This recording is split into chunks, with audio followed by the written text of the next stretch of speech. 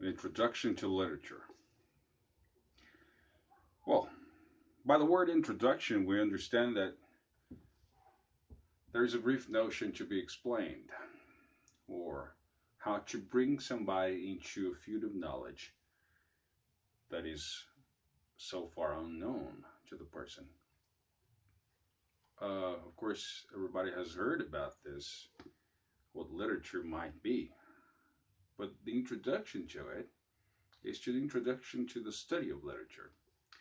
And to study literature is to make it the object of study, to look at it from a different perspective, not just delving into the works themselves, but being able to have a meta language, to be able to talk about what the work is, how the words are intricate together, and how they make sense. Well, there is one brief notion that says that studying literature has to do with movements, literary movements, and the philosophies behind the poets and the historical context. Well, you can actually be a part of all that if you want to. You don't necessarily need to understand the historical context to analyze or synthesize literature, but it's important. Most of the 19th century analysis came from outside the work itself. So there is the work, and before looking at the work itself, people tend to go around the bush.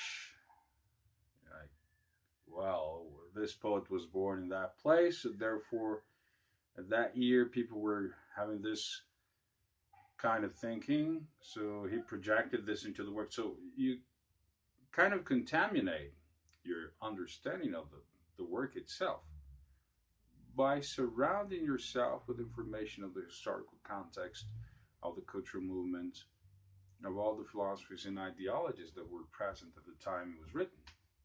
Not necessarily means that this is not valid. But once you take off all the movements and you just look at the work, what does that bring to you? The thing is, it doesn't matter when it was written. It matters when it is being read. Because through our contemporary eyes, we can see things that nobody else could see. Of course, there's one thing, two important things to read a work without historical context or any other beside information. Information aside, I mean. One is your background information.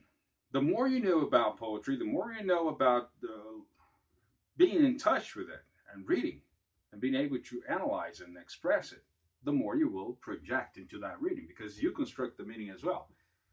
Not just the writer who wrote, but when you decode, when you assimilate, when you try to interpret and understand, then you construct meaning as well. So you're therefore a writer in this sense because you're constructing knowledge. So the more background you have, the more possibilities of meaningful interpretations you find. This is one thing. The second thing is our contemporary life. Yes, we're living in the postmodern era. Looking at a work written in the 16th century through the eyes of the 21st century, of course, it's going to be different. Look at your experience, your background experience in life, not just reading. Then this will automatically be projected. So once you make comparison, okay, this makes sense nowadays, or it doesn't.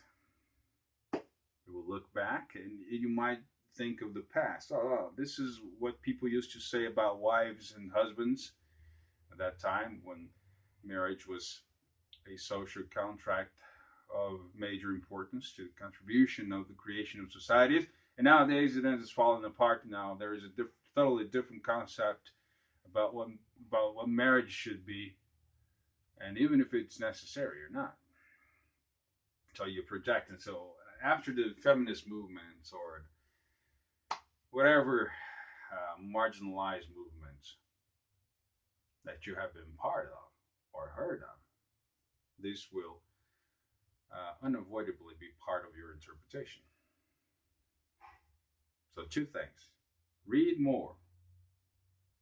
Second thing, look around where you are, not where the poem was written, or where the short story was written, or where the novel was written. And then after that, you can delve into historical context and for analysis. Two things again arise. One thing is to analyze, and the second thing is to synthesize. To analyze is to compare.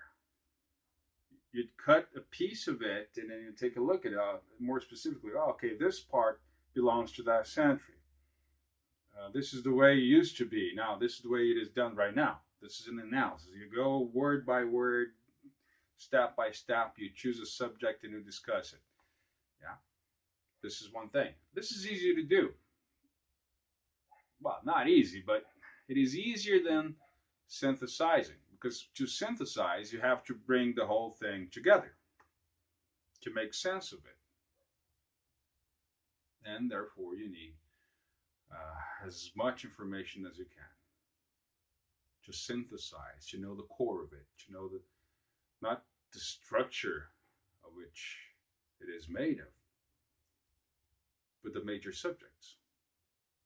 What does it talk about? What does it stand for? That's it. So pay attention to what you read. Pay attention to what you know. Pay attention to where you live, the moment you're writing. And fourth, after all this, think about ways to use this in classroom, because that's why you're studying it, right? And of course, it may serve you as a personal purpose. Well, I read because I want to learn. I read for pleasure, for fun, or just because I have to. I'm obligated to do that.